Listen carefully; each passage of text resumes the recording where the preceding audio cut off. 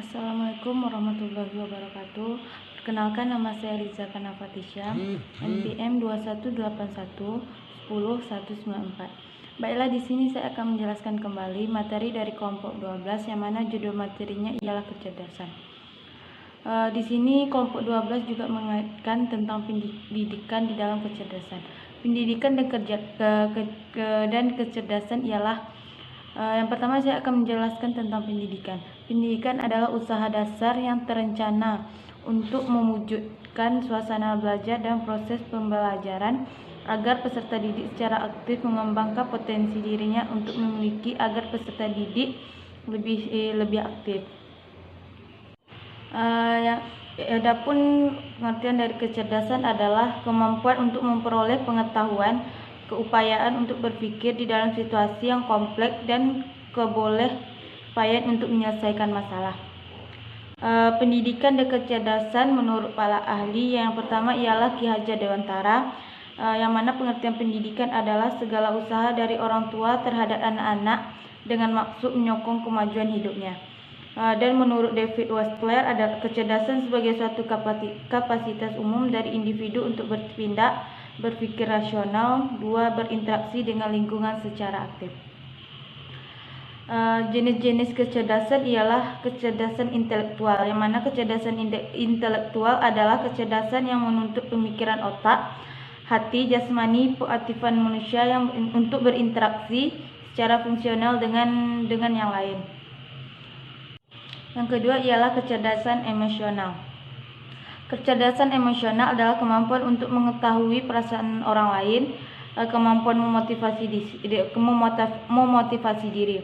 Kecerdasan emosional ini juga mengajarkan dan menanamkan rasa simpati, cinta, motivasi, dan kemampuan untuk menggapai perasaan yang sedih ataupun gembira. Yang ketiga yaitu kecerdasan spiritual.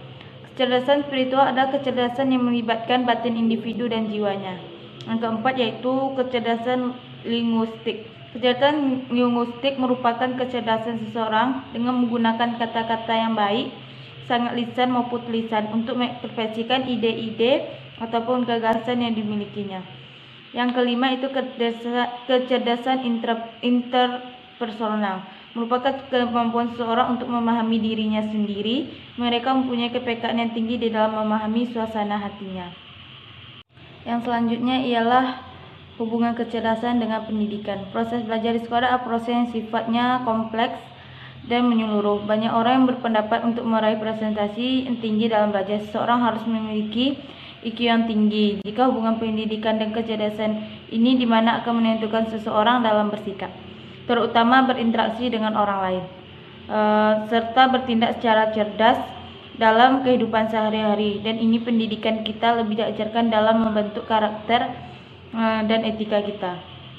Hubungan kecerdasan emosi dengan prestasi belajar. Dapat disimpulkan bahwa kecerdasan emosional dapat dinyatakan sebagai salah satu faktor yang penting yang seharusnya dimiliki oleh seorang siswa. Seseorang yang memiliki kecerdasan emosi yang tinggi artinya memiliki kemampuan yakni untuk mengontrol emosi, bersikap empati, memiliki keterampilan dan hubungan sosial dalam memecahkan masalahnya sendiri. Faktor kecerdasan dalam mengimbangi pendidikan, yang terdapat dua faktor. Yang pertama yaitu faktor internal, tergolong ke dalam genetik, kesesuaian gaya belajar, dan nutrisi. Yang kedua yaitu faktor eksternal, faktor lingkungan keluarga, faktor lingkungan sekolah, dan faktor lingkungan masyarakat. Baiklah, sekian dari saya. Jika terdapat kesalahan saya mohon maaf. Wassalamualaikum warahmatullahi wabarakatuh.